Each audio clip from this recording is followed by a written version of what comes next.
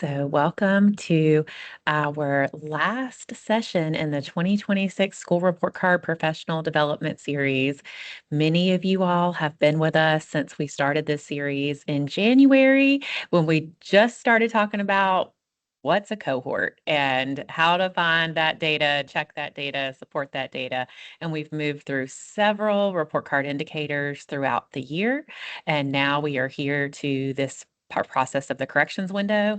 Last month, we talked to you about the window and what those dates would be so that people could start preparing.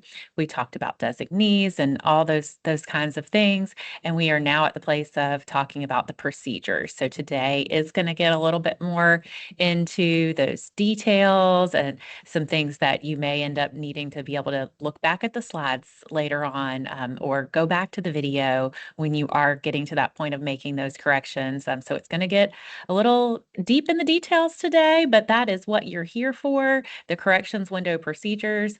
I'm Era Roberts, the Accountability Program Manager. I'll also be joined today by Dr. Van Holden, our Chief Research Officer, and Wendy Stevens, our District and Technology Services Program Manager. We're the same crew that's been bringing you many of these professional developments, and as well as some of our other partners with expertise throughout the State Department and the agency, and our other partners like Jay Lindler with PDC. So we hope we brought you some quality information throughout the year. It's all available on our website, and we're going to get going here. So to remind you all of some of the settings, or if you're new to us, just to let you know, we do have cameras and microphones turned off. We've averaged around 200 attendees for our professional development session. So that's a lot of cameras and microphones to have running, but it doesn't mean that you can't interact with us. While we do not have the chat feature going, we do have the Q&A enabled. So the Q&A, you can actually see the questions that people had posed yesterday. It's also there for you to use today, and Wendy, Van, and I will be in there working to give you responses throughout the session, and we won't leave at the end until we get those questions answered. But we do have one request for you when you use the Q&A. Please use it as single use. You may not see that always modeled even in some of the stuff from yesterday, but it's very hard for us to dig back into questions and find questions that are embedded inside of questions that we've already answered. Most of the time when we think we've answered the question, we move on to the next question and we don't go back to that question to kind of dig in and see if someone asked another question. So try to use the Q&A as a single use, just add that new question in there and we'll keep going through and getting responses to your questions. So no cameras and microphones, no chat, but we do have Q&A. This meeting is being recorded and it is our intention to have this posted to our professional development website as soon as we can get that turned around for you, with the accessibility features like the closed captioning that we need to be able to provide. These slides also will be posted to the website. And as I've been doing after each session, everyone who was invited to be here today in that big email that went out to somewhere in the ballpark of 600 people will also get the reply saying, hey, it's on the website, or here's our update about where it is, and here's a link to those things. So slides and video coming to you shortly as soon as we can get those things turned around, and certainly well before it's time for you to actually be doing these correction procedures. All right, let's go.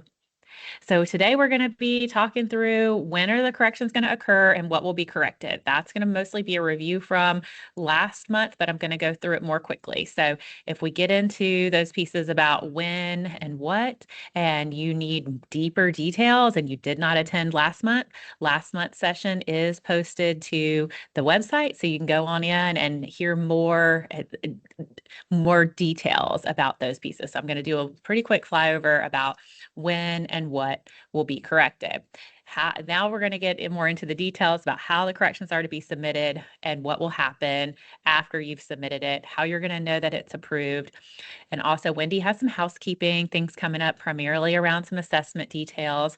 And then we'll give you some planning time because it's a lot, obviously, when you're trying to go through and look at every single student level piece of data and make sure it all lines up with exactly what you expected it to, you have to have a plan for that. And I know some of you all will be doing it as a one-man show and taking it all on by yourself, but I'm sure a lot of you are going to be having teams, however you're going to structure that out, whether you're going to try to have a high school day, a middle school day, an elementary day, or if you're going to take it metric by metric, or however it's going to work for you, how you're going to divide those things up to work through the data, totally whatever's going to work in your parameters and your setting. But we wanted to give you some time to think about that and start planning for that so you can get that plan in place. So once those files come to you, you are ready to just rock and roll and get everything reviewed and then submitted pretty quickly, because we're going to move from one window to the next. Once we get the first window's corrections processed, we're going to start working on data files for a second window.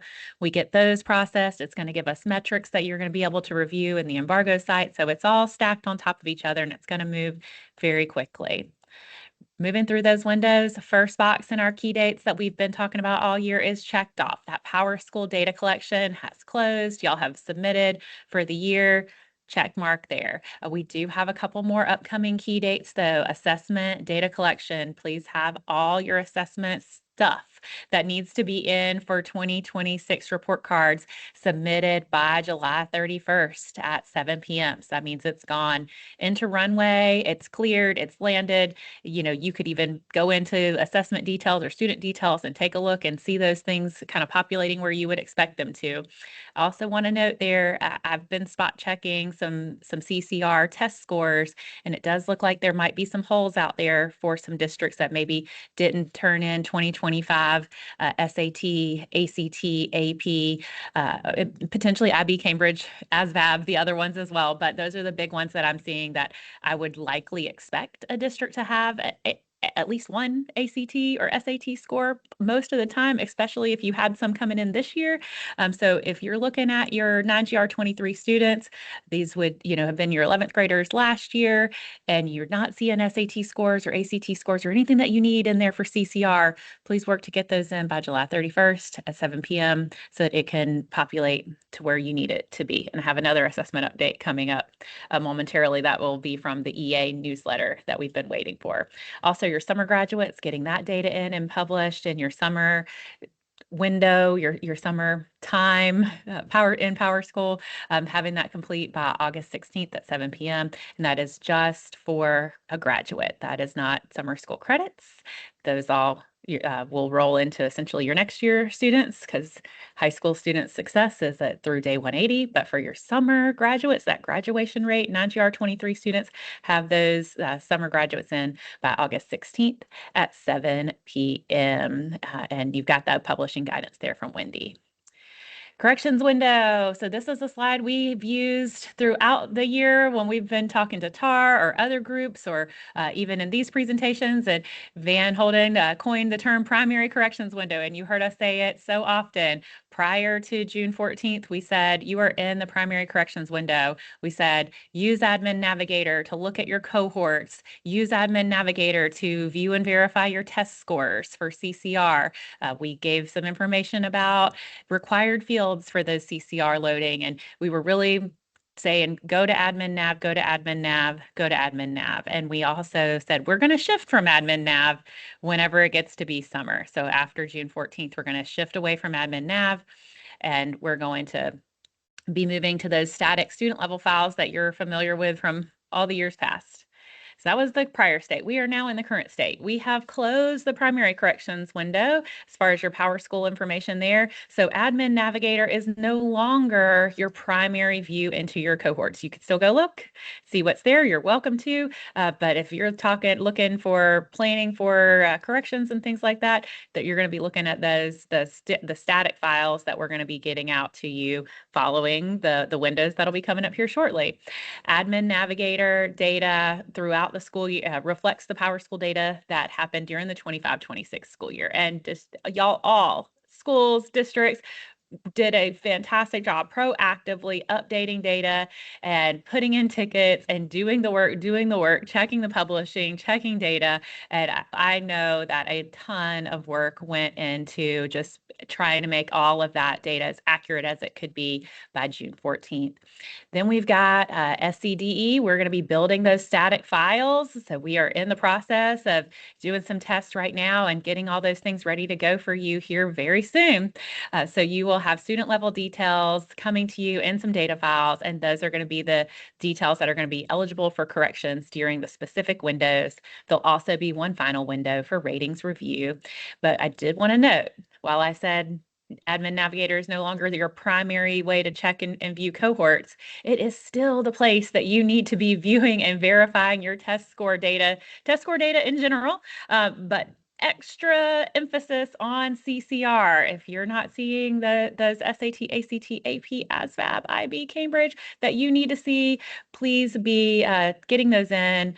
And as you have those files that are going to be coming in through the summer, such as AP and IB, loading those in as soon as you get them. And there's some links there for assessment loading to EdFi and your required fields. I also know Wendy will chat with y'all towards the end as win scores are loading and other assessments that'll come in throughout the summer doing that error resolution. So as SC Ready comes, when it comes in July, that's the intended time, that there'll potentially be error resolution that you need to do and check in there. So just continue to follow the guidance that you get from Wendy's team about assessment loading and assessment error resolution so that we can have all that buttoned up by that July 1st at 7, or July 31st, I'm sorry, at 7 p.m. We do have an update from EA in their newsletter that came out last Friday that when they release the June update, that it is going to have improved assessment loading. This is the piece that we've said by July 1st many times throughout the year.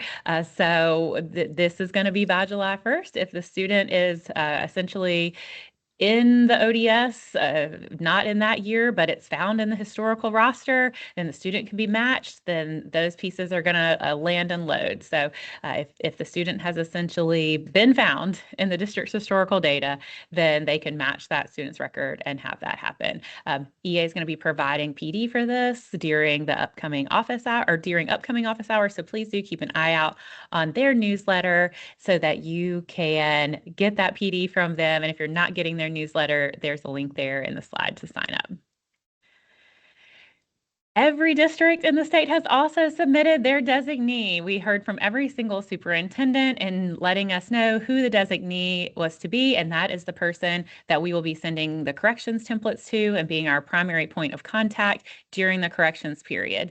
Of course, you're welcome to have a team that works on this for you, but we needed essentially one main point of contact to be communicating back and forth as we work through these corrections for each district. As a reminder, that person should be actively working for the district during the duration of the window. If you do have some unexpected emergency type of thing that comes up, please do have the superintendent or the designee to reach out so we can work through that and give the support that's needed for the district, and we can still have one main point of contact.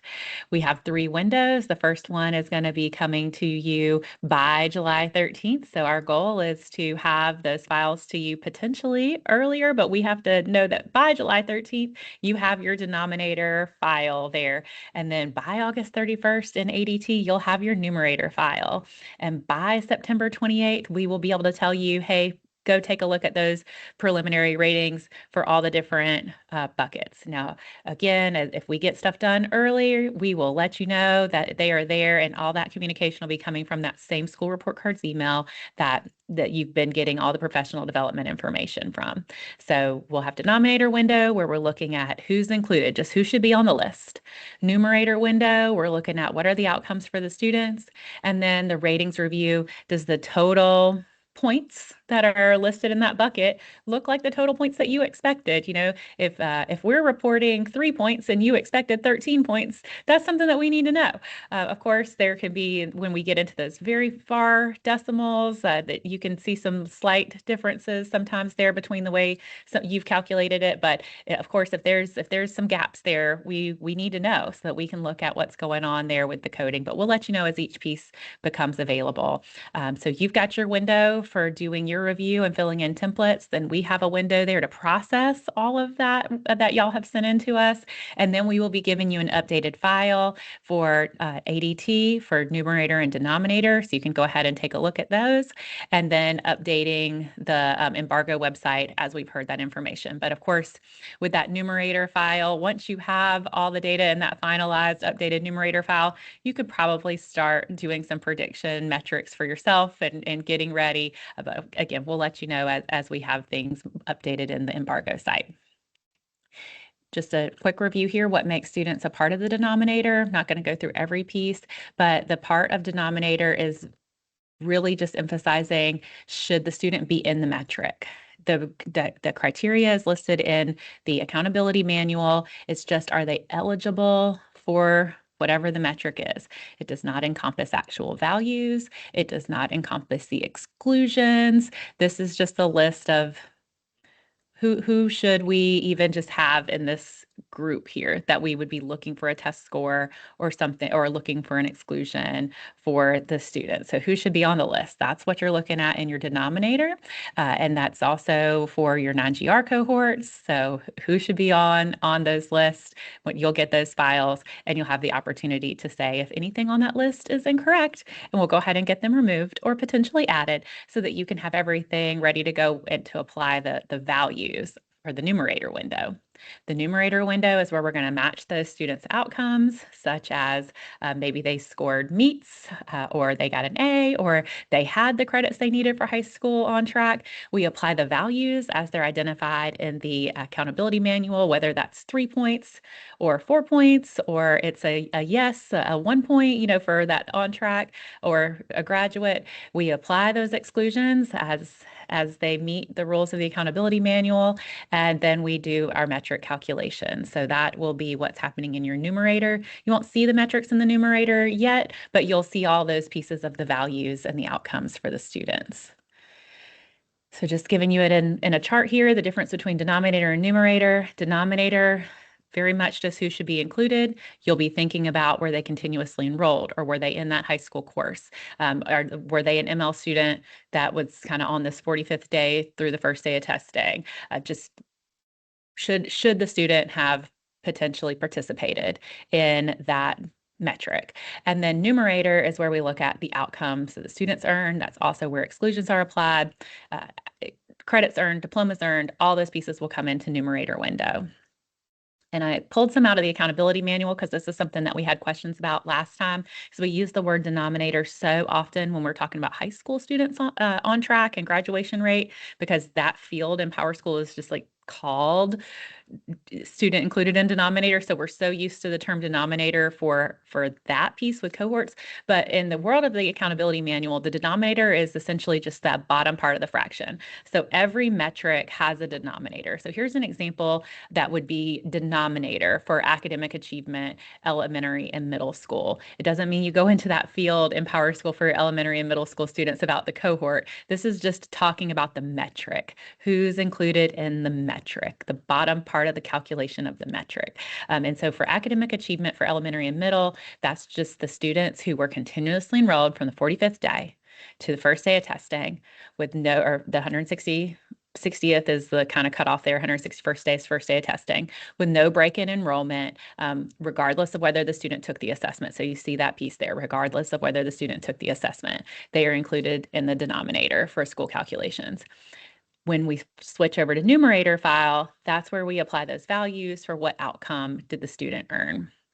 So you can see the difference there. And these may be pieces that if you're going to be pulling in a team, doing something beyond just kind of your accountability or assessment leader, the team that you've got here, you may want to have those pieces printed out for each piece as you go to look at data, or have them being able to be pulled up, like this is specifically what we're looking for during this window. So we need to make sure if we're going to submit a correction for something that we've looked at what the description is for who should be included, or what the description is for how the rating points are earned, and that we're only requesting corrections that align with the rules of denominator or of that numerator. So there's your example for academic achievement. I just pulled one more example from the accountability manual, but in every single bucket that is a rated metric in the accountability manual, there's a section that says what students are included. And there's a section in there that says for the school versus the district versus the state. Remember, for school report or for corrections window, we are just looking at school outcomes. We are looking to make sure that the metrics for your schools are correct and spot on.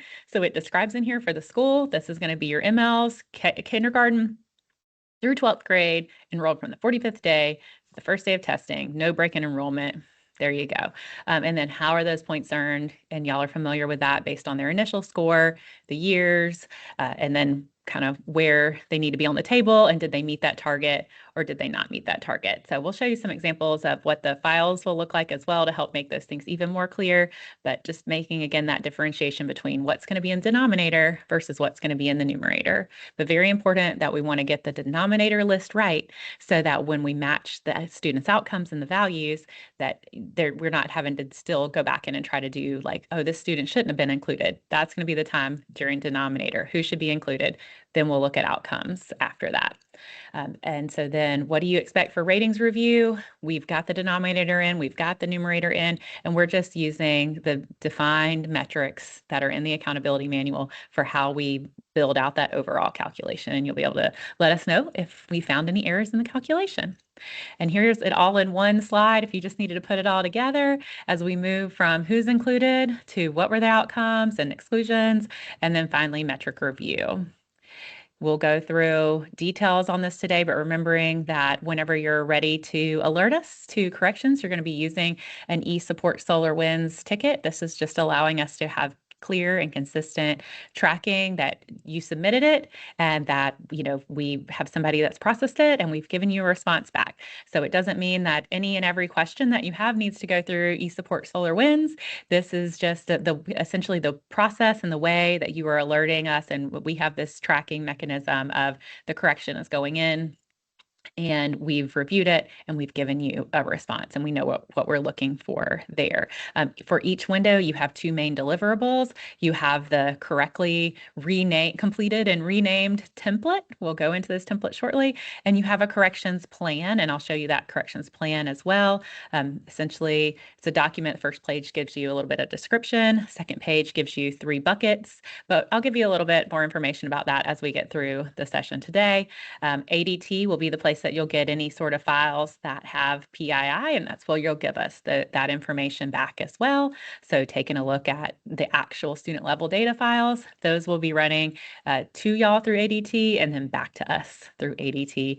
And you are to, of course, ensure that you have proper documentation for the requested correction. So already be thinking about, as you're doing your planning, how are we going to require this documentation, store this documentation, be prepared in the event of an audit, that if we come to say we're doing a sampling and we want these 5 ones that you submitted, and what's your evidence that you were able to grab that and be able to produce that back. So be thinking about how that might work for you in your district. Maybe it would be similar to what you already probably do for graduation rate exclusion documentation, where you have a system for what you do with your records request, or your a system for what you do for documenting your GEDs, or however you've made a system. You want to be thinking about what system you're going to want for your documentation for corrections as well, so that whenever the time comes to provide some additional evidence,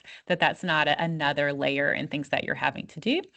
And then professional development sessions that you can go back to. So please do use all the resources we provided throughout the year to give additional clarity around metrics, around how those are created and processed, the accountability manual, to have deeper understanding or to support the team that you're using to build out your corrections if you need them.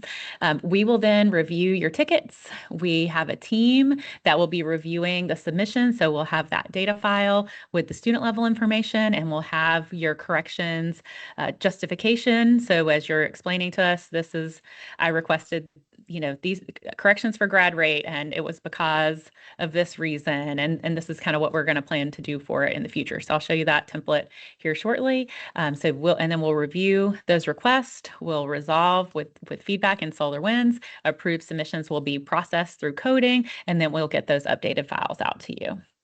All right, now let's get into the process, the details. So here's that overview, just if you wanted it in one page, if you needed it as supporting anyone who's supporting you in this work, of how the process works of moving from files in ADT all the way to having updated files distributed back to you. So it's just kind of a one pager there of the processes that I had just gone through. When we get to that first window and we say the files are there, access that data file in ADT in the accountability folder. That's where you're going to go get your files for denominator window and numerator window. And then when the time comes for looking at ratings review, you'll head over to the Embargo portal and you have all those dates of when you'll have the files by.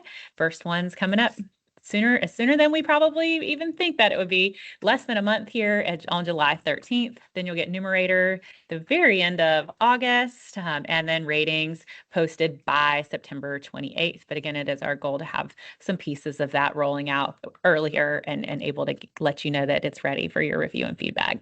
You'll get all these updates as an email from school report cards at ed.sc.gov. So if you got that this invitation from school report cards, you're in good shape. If you got it forwarded to you and you need to be getting the school report cards emails, do the processes that you need to do with your district's email to make sure that we're not blocked, that you're able to get those emails, so that we can let you know about the availability of files and your next steps. Once you get the file, please remember and review what you're looking for in the window. So it's not everything open every window, right? So in denominator window, we're just looking for yes, no, include or no, don't include, exclude. That's it.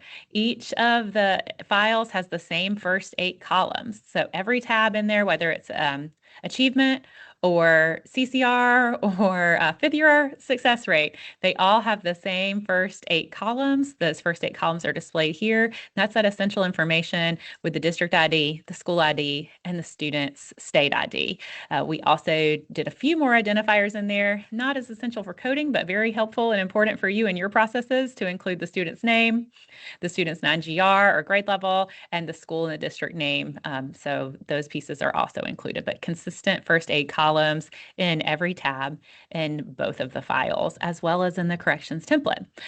So, and again, we've set it in here, but the corrections window is to correct the school report card outcomes exclusively. So if you do notice something like, oh, that student's name is spelled wrong, that's not the process here for corrections window. That would be something to definitely have updated to take a look at in your PowerSchool processes for your next school year, but that's not the point of the corrections window. So just remember, we're really focused in on the metric. And then if there are updates that need to be made at the source, such as in PowerSchool or through Runway, Wendy's going to give you some more details in a little bit on what the expectations will be for that. So that's a little preview of just what to do when you get the file. Here's an overview of what it's going to look like for academic achievement. So remember, that first 8 columns is the same on all this. So you can kind of see my yellow here fading off to the left-hand side. For the denominator, you're still going to have, for all of the tabs in both of the files, those same first 8 columns. So even if I cut it off here on the screen, that was just to give you a zoom in on what's denominator and a little bit of a zoom in on what's numerator, not to say that you won't get those first 8 columns. They will be there. So for denominator, for academic achievement and preparing for success, you can see this one's for the elementary and middle schools. It's just achieve, denominator, yes or no.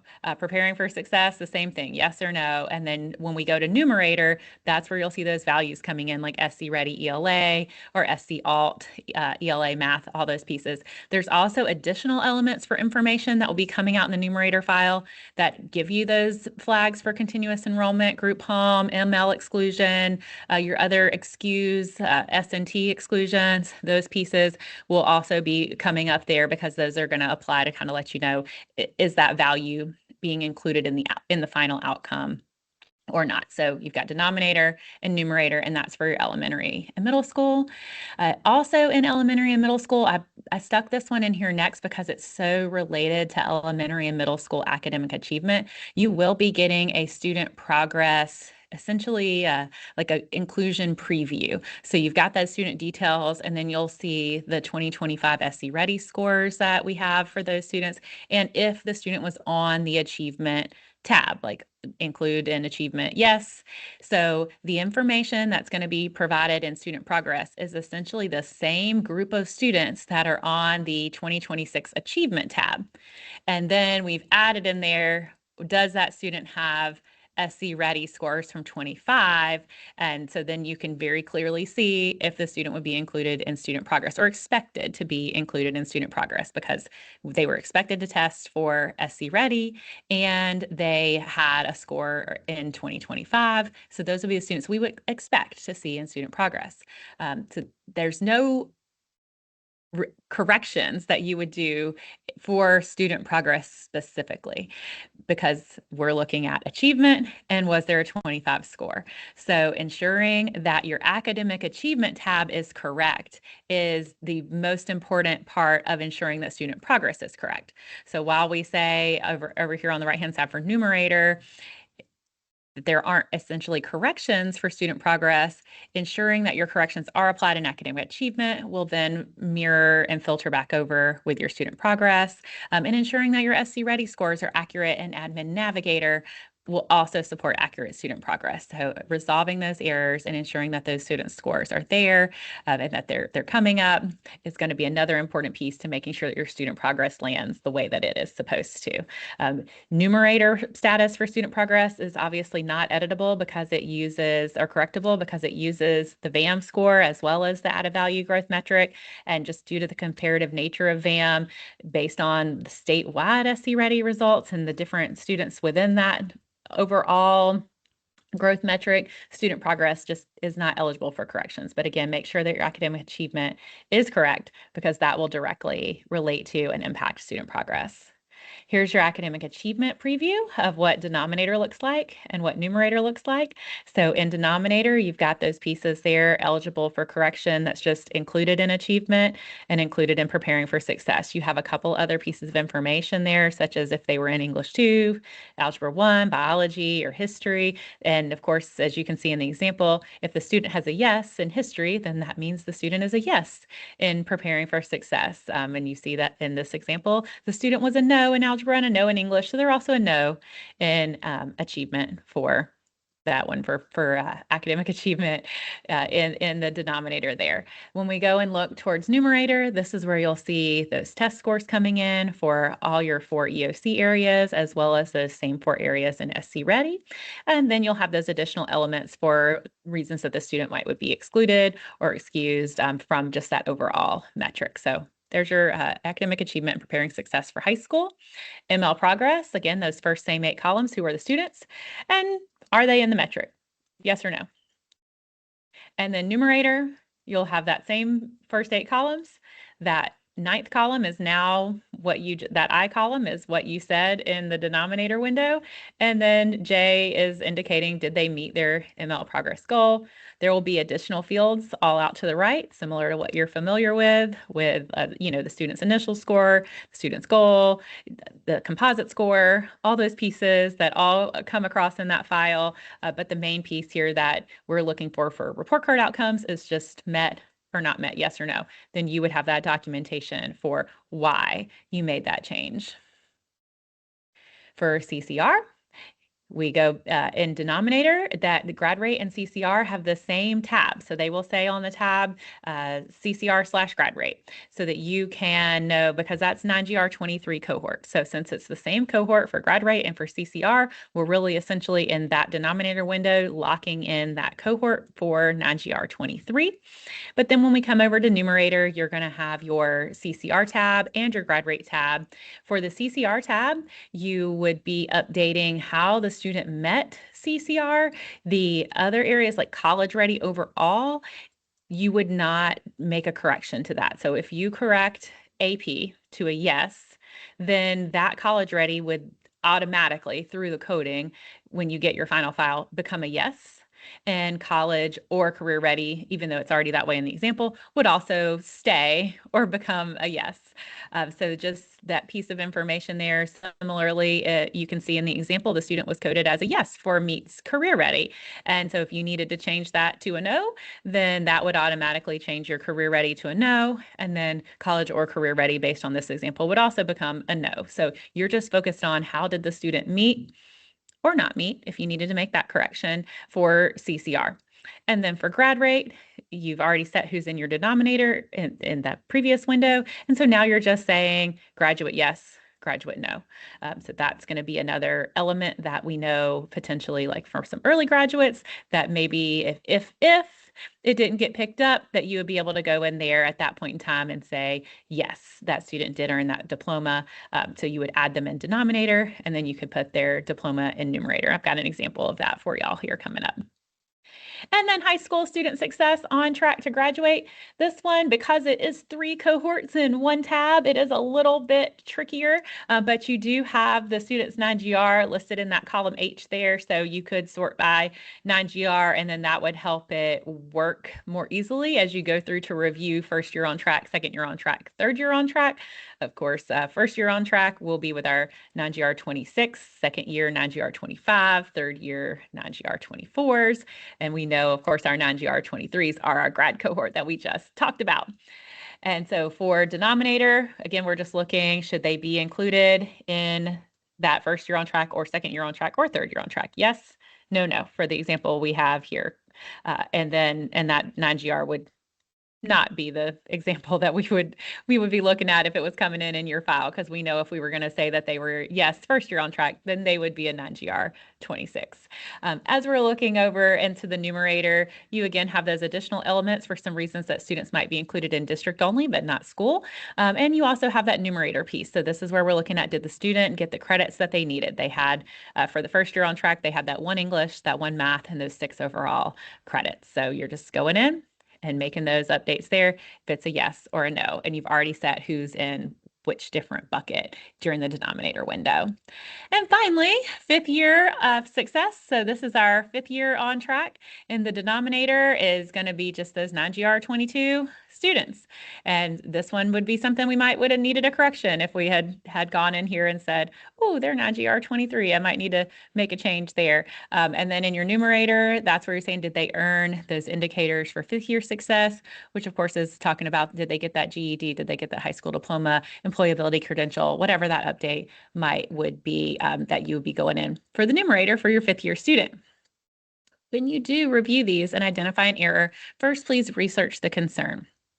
Use the accountability manuals or the PDs to understand the parameters around what that metric is really looking at, and then the coding requirements that would have gone along with it, so that you can look in for that documentation that you need to determine, really where did the issue break down? Do we have evidence? And if the answer is yes, we have evidence, then we need to update this. Then you're going to go over to that corrections template, do some copy and paste, and put it in the template. And I'm going to show you the templates here in just a moment.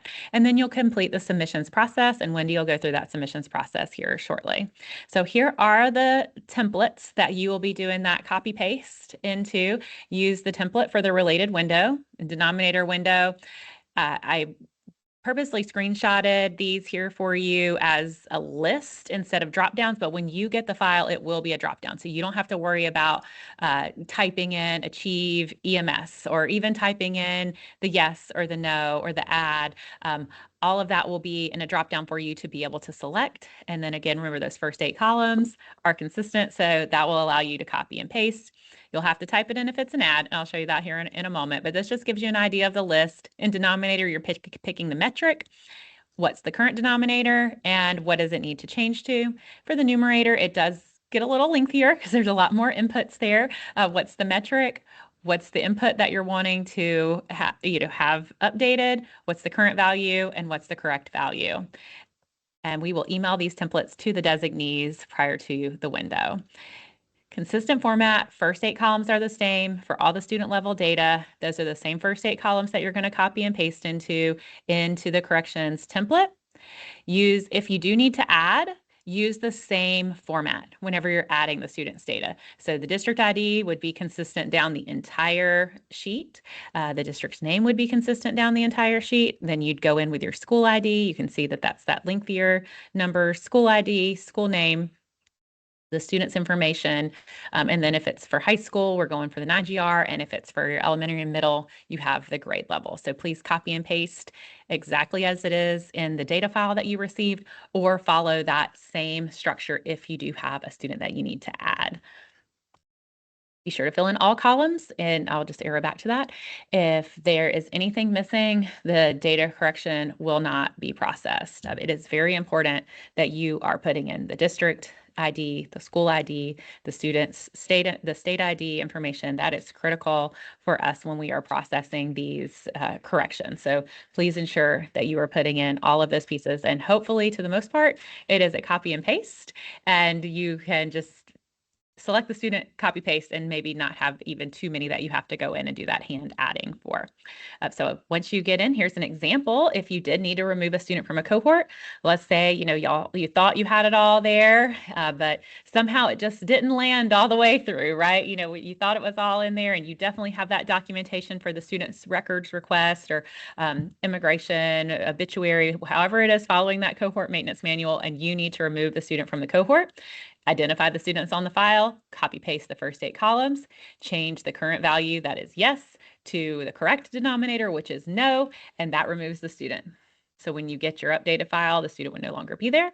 And then when we move into the numerator portion, the student would still no longer be there. So you wouldn't even have to be looking at any additional update at that point. So changing denominator to no just removes the student from the file. That's the easiest one.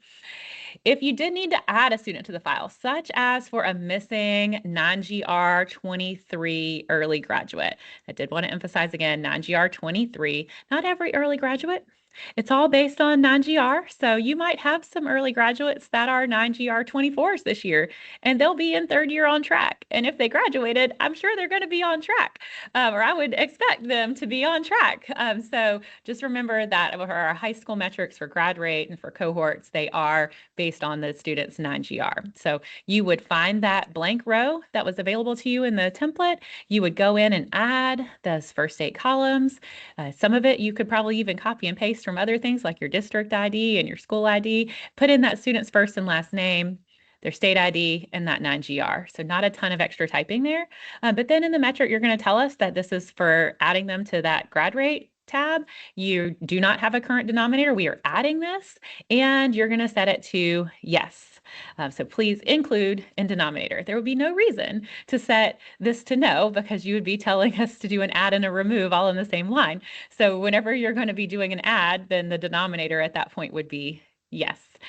So that's just a little side note there. So indicating yes adds the student to the metric. They'll then become on your numerator file so that you can say, yes, they got a diploma, or yes, they got a SAT score, or whatever that the outcome for that student may be.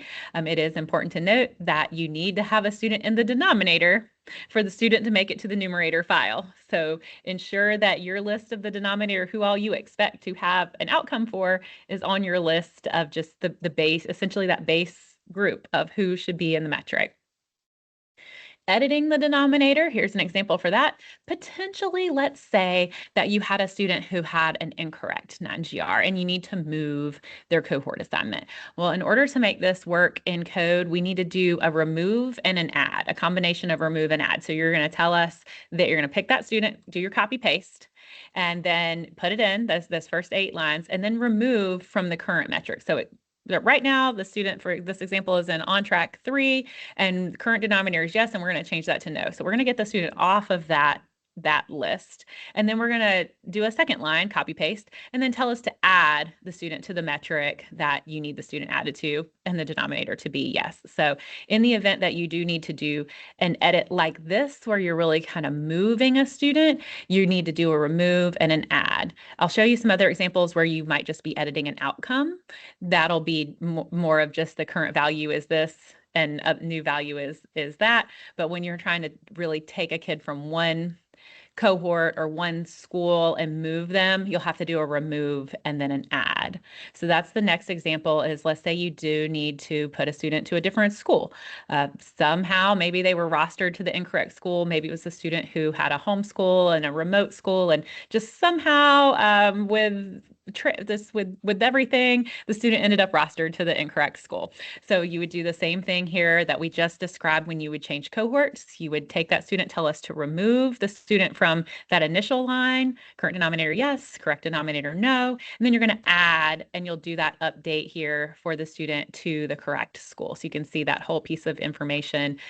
You can still copy paste the student's information, just making sure that you go in and update the school ID and the school name that you would be moving that student to. So the big idea is that when you set denominator to no, you're removing a student. Whenever you tell us current denominator is add, then you're telling us to basically take in all this information that you're giving us about the student that we do not currently have on the file.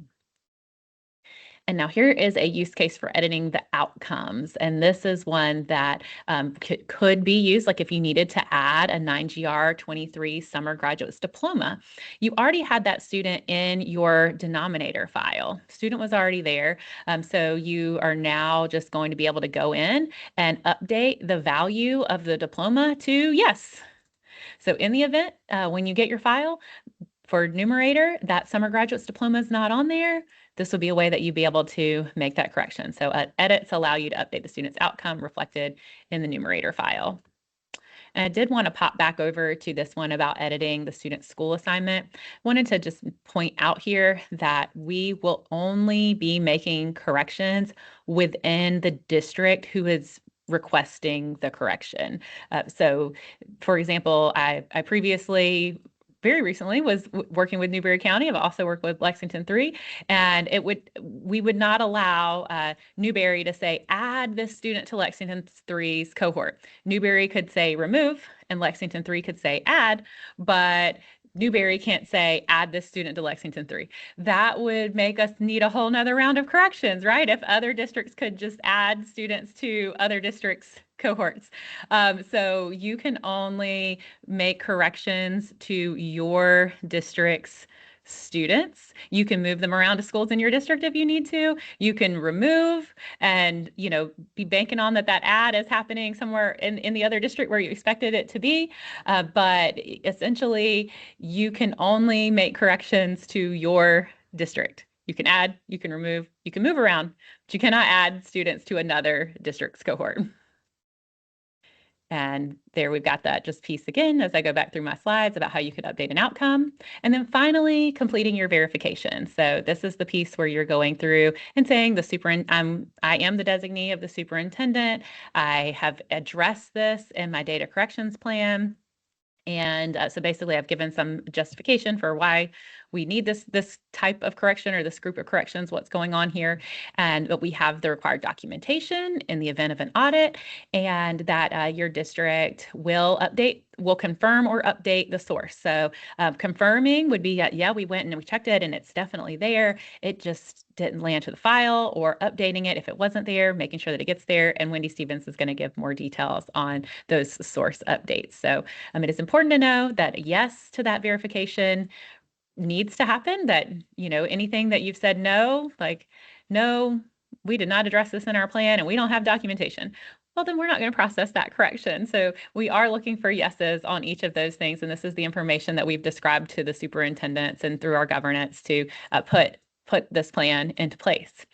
And you need to have a plan for collecting that documentation and storing that documentation to be prepared for a sampling or an audit of those requested corrections.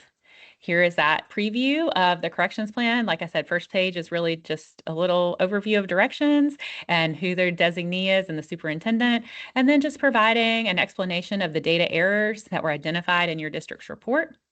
Ensure that each type of pattern of correction that you requested is reviewed. So if you've got a pattern of missing early graduates, then that you would, note that in there. And then, or if you had a pattern of continuous enrollment issues or something along those lines, like you're describing what was going on in your data errors, if you can provide any root causes, any other themes, just kind of what prevented this or from landing correctly to the best of your knowledge. And then an improvement, just describing any corrective actions that your district will implement to identify or to improve those errors in the future.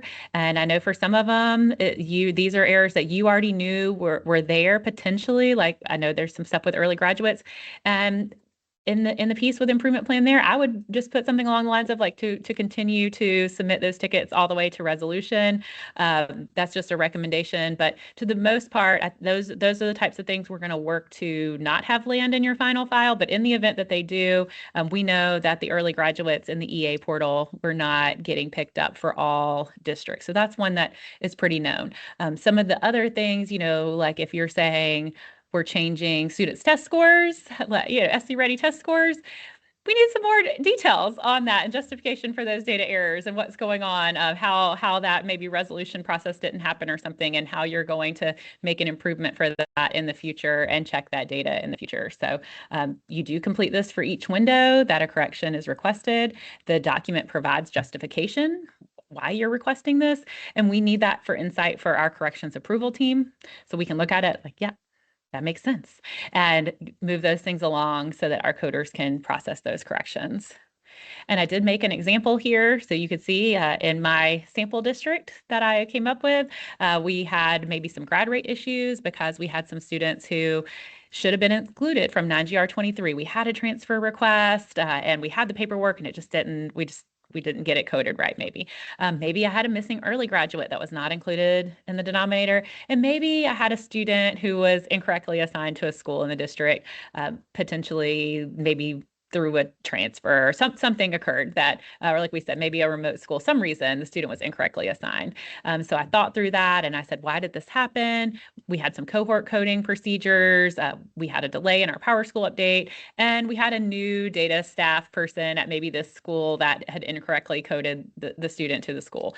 And so this is happening at maybe 2 high schools and 1 elementary school in my district. And kind of this was why I think that it happened. And this is my plan for making an improvement for next year and how I'm going to check.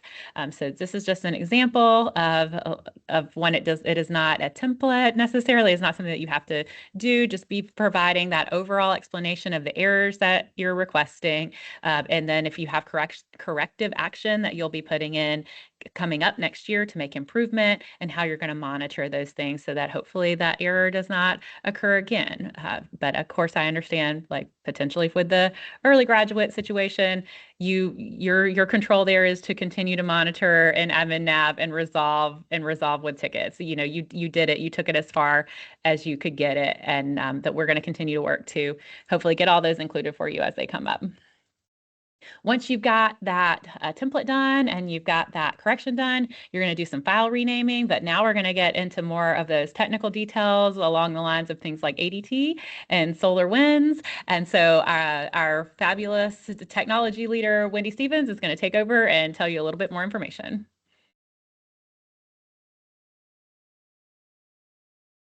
Hey, good morning, everyone. Let's take a look at these pieces. So Era has done a fabulous job, I think, of really talking you through the critical pieces of this process. And so what I'm going to share here is a few additional details that are also going to be really important to make sure that the process goes really smoothly for you, and that you know how to make sure that we can recognize your request as it comes in and handle it appropriately.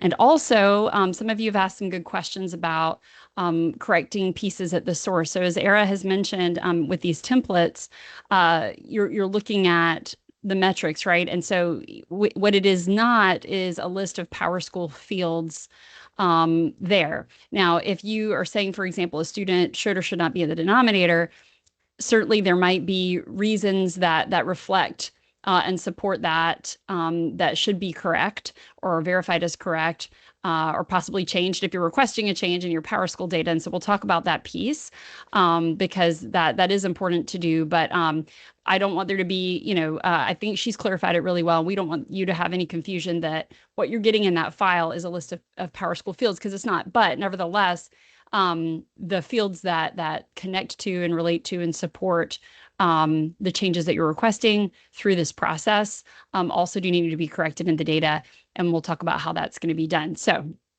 let's kind of back up though a little bit and start with this sort of quick overview of the two critical pieces that you're submitting that Era has talked about, and then a few details about those. So for each window, again, you will submit to the district's ADT accountability folder if requesting corrections. One, an Excel file with the list of corrections, so that copy paste that you've learned about, and then number two, that correction plan that we've learned about today on the call. Few details here. So the template, so that we can recognize it in ADT and make sure we know which file to grab, needs to have a certain naming convention. So you're going to receive that template. You're going to, before you return it, you're going to add a little piece to the beginning of the file name. So it's going to be your 4-digit district code. If it has a leading 0, go ahead and add that leading 0. Underscore your district name. You can spell the district name. However, I know some of you have numbers in your district names. You can spell it out. You can write the number. It's not, that piece isn't quite as critical that it be, stated a certain way, as long as it's a recognizable version of your district's name. The number needs to be your district's number. And then that is followed by an underscore. And so an example would be if your district's 4-digit code is 1212, you start with that underscore SC district name underscore, and that, name can have spaces and whatnot. So that's totally fine. All right. One other thing about where you're going to place that. So the folder that you're going to use is the accountability district level folder. So sometimes we get that good question of, which folder in ADT? Is it the technology folder? You see us doing this cross-office work, right? So, which folder is it? To simplify that for you, this is about accountability and report cards. And so you're going to put that in that ADT accountability folder. And it's going to be the district level, not a school level folder. All right, I think we're ready for the next piece here. So the person who has access to that, they're going to log into that ADT portal, select that district level accountability coordinator folder, and then you will add your file template to it, ensuring that you added the appropriate information to the beginning of the file name. So again, ensuring that the file is renamed appropriately as clarified on that previous slide. It's just a little recap there.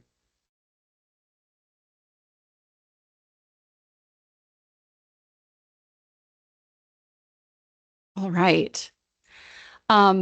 Next, once you have your plan and your template there in your accountability folder, you're ready to let us know, hey, this is here, and it's ready for SCDE to look at. So the way that you're going to do this is you're going to use a system that we have. You might hear me refer to it as, or us refer to it as eSupport, eServices. It can be called either one depending on where you look at it, or SolarWinds. It's all the same system. There is a URL that's pretty short right up there on the screen that you might want to take a quick screenshot of, or make note of that. That'll also be made available to you when these slides and the information is sent out to you. But it's that esupport.ed.sc.gov. You can also access that if you already have Member Center or application portal access through our ed.sc.gov website. There's another way you can navigate to it from there. Typically, districts have a web access coordinator, at least one, sometimes only one, but somebody who can already access that Member Center. That person probably already has or could have access at this point to this ticketing system. If for some reason, don't worry if you're thinking, oh my goodness, no one seems to, and we've never had to use this or thought we needed to use it, and that's fine. This is a little bit new, right? And so if you've never had to use it in the past, I would definitely encourage going ahead and whoever has access to that Member Center, what you can do right now is we'll fast track that request for you. You can put in a request via email to our PowerSchool, just one word, PowerSchool@ed.sc.gov. That's PowerSchool@ed.sc.gov. Let us know, hey, I need access. You might go ahead and let us know whether or not you can access the Member Center or not, because there might be an extra step our team needs to do depending on your situation, but just let us know what you need. We're going to try to fast track that for you. Now, if you know somebody in your district, your web access coordinator or some other staff member already has this access and they can put in a ticket, but somebody else needs to put in the ticket for this purpose, maybe your designee is the person who you actually want putting in the ticket. You're not sort of like delegating out that part. That's fine. What you can then do is have the person who does have access go in. They can go in today while they're thinking about it if you let them know, and just put in a quick ticket and say, hey, I need to request that this other person in my district have this access so we can go ahead and get the ball rolling, and that won't be a roadblock for you. All right, so anyway, once you're in there, you're going to click new ticket. So let's just say you have it all set up. You're ready to go. You click new ticket. And very simply, you're going to fill out some information that I'm going to walk you through right here. So your email or name should go ahead and pre-populate in that first field. If it doesn't, or if it gets deleted out or something, just type it back in. Next, you're going to put in the subject line your district's name dash report card corrections.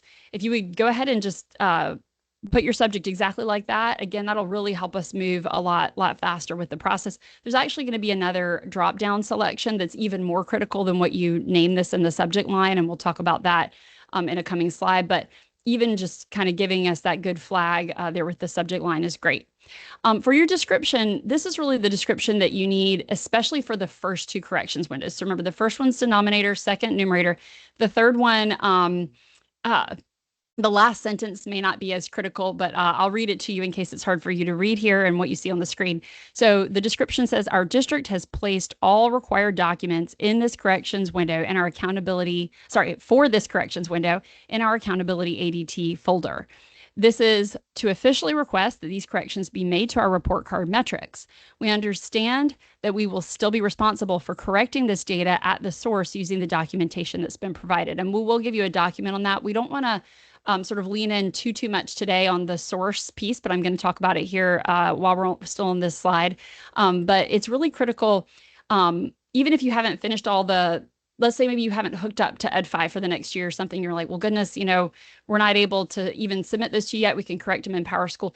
We don't want that to hold up the process. And we can go ahead and apply these corrections to the report itself, the report card itself. So you're still going to go ahead and get this in during that appropriate window. You don't want to delay on that. And remember, one of those fields that Era had for you, you're attesting that you will ensure that the source data is corrected. So just to kind of give you an idea for those of you who might be curious right now as to how that source data would be corrected, the way it's been determined for this to happen for this year is we've already closed the book on the PowerSchool to Ed5 data publishing for the 25-26 school year. And so what you're going to do is we're not opening that back up this year. What you would do is go ahead and correct it in PowerSchool, so in your student information system. But then once you would ensure that the student, any students who are associated with corrections are flagged to publish to Ed5. We'll make sure that we'll show you a little screenshot. If we have time at the end of this call, I could show you, but we'll make sure that you have the nice little walkthrough with screenshots on that. There's a flag that will be selected.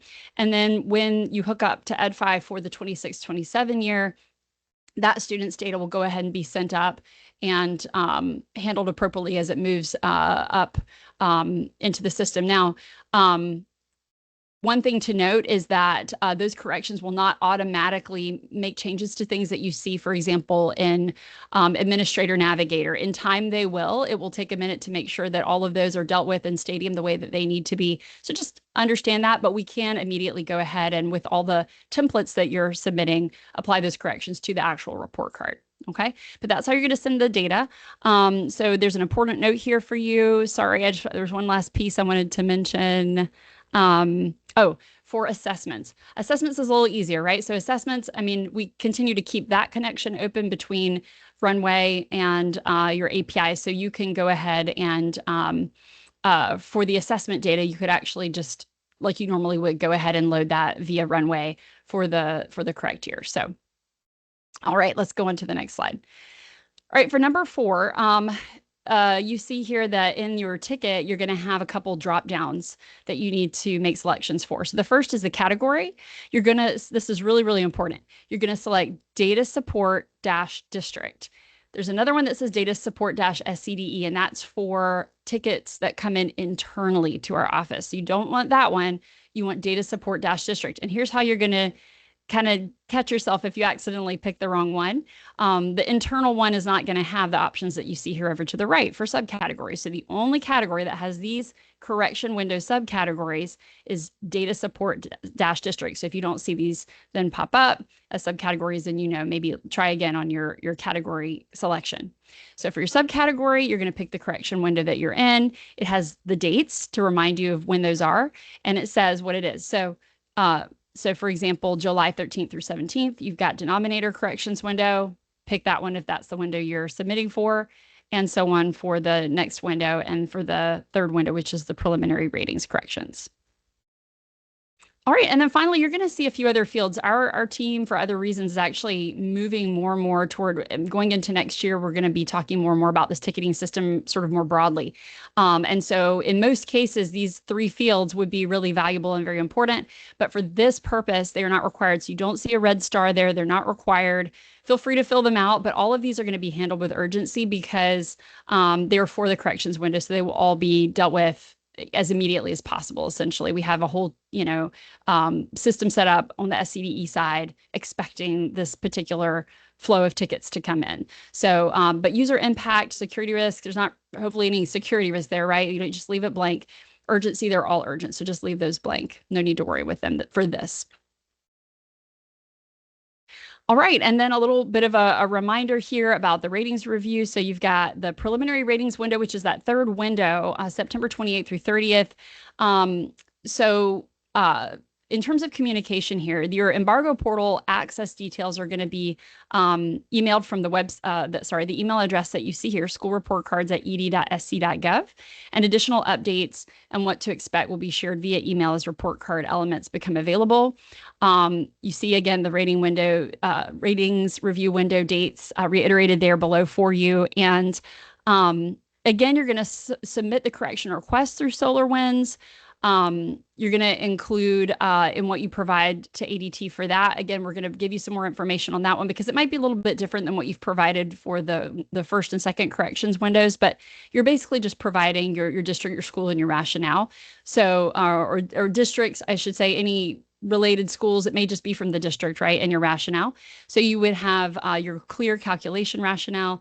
And if needed, SCDE may request student level details from the designated contact, depending on for that third window, kind of what it is that you're flagging.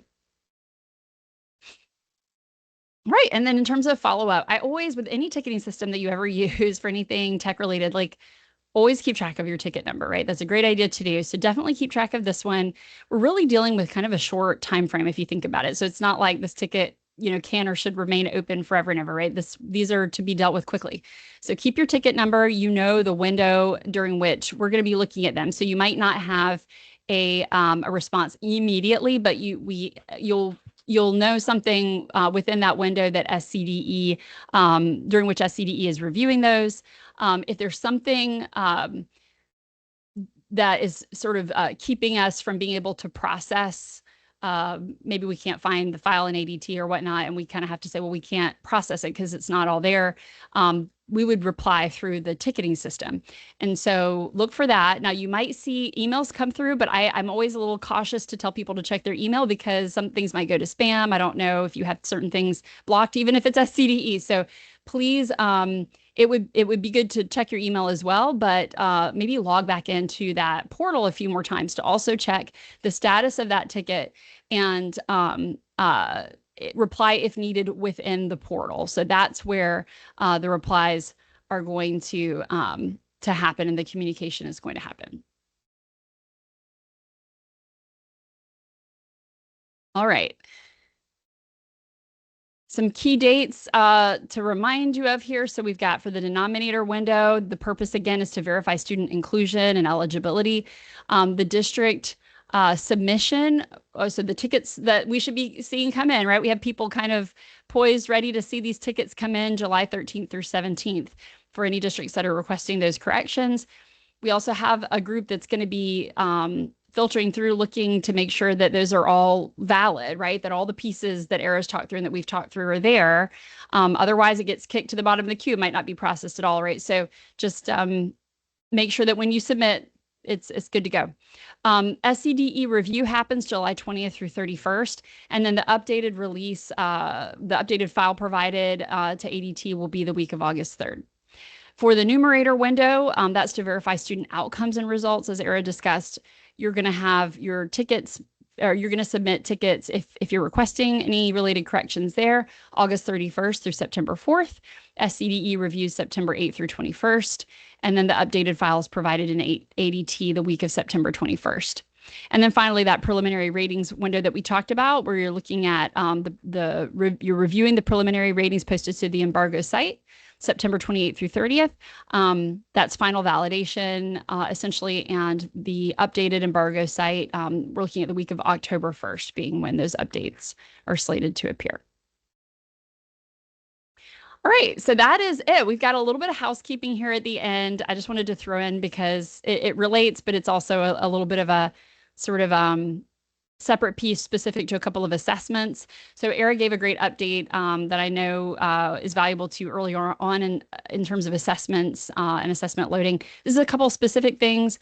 When data has been loaded or is being loaded. So if you look in yours and you say, oh, it hasn't been, I may have misspoke that it's been loaded for every single district, but it has been loaded hopefully for all districts by today. If not, like that process is essentially being done. So when data either has been loaded for your district or will be very, very soon.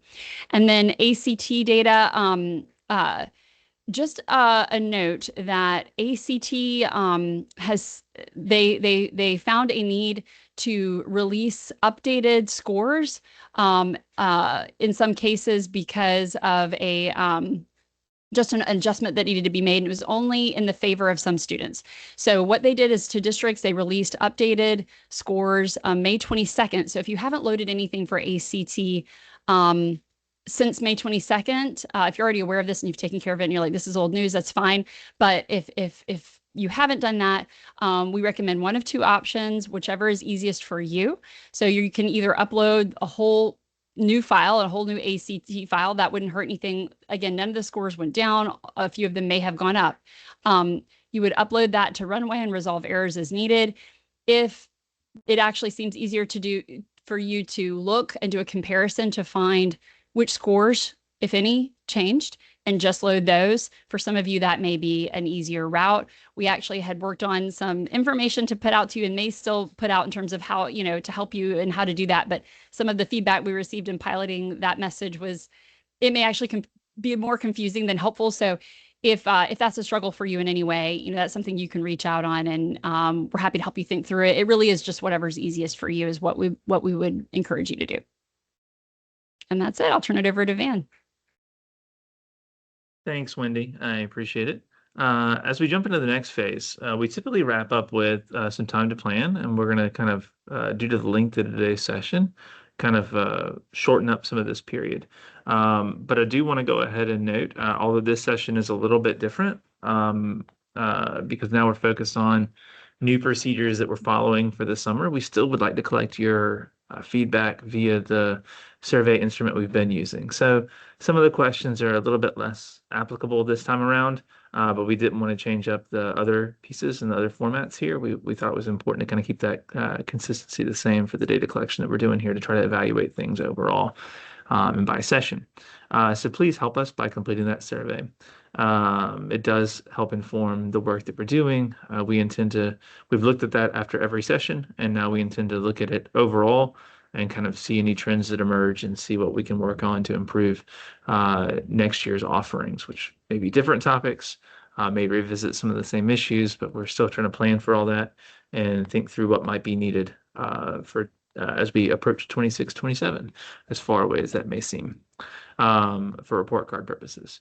So what we want you to think about, and we're going to jump into the chat here in a little bit, but we'd like you to think about the information that we've communicated to you, these procedures, which are going to overlap oftentimes with folks being on vacation, folks retiring, folks transitioning to new roles, folks leaving your district.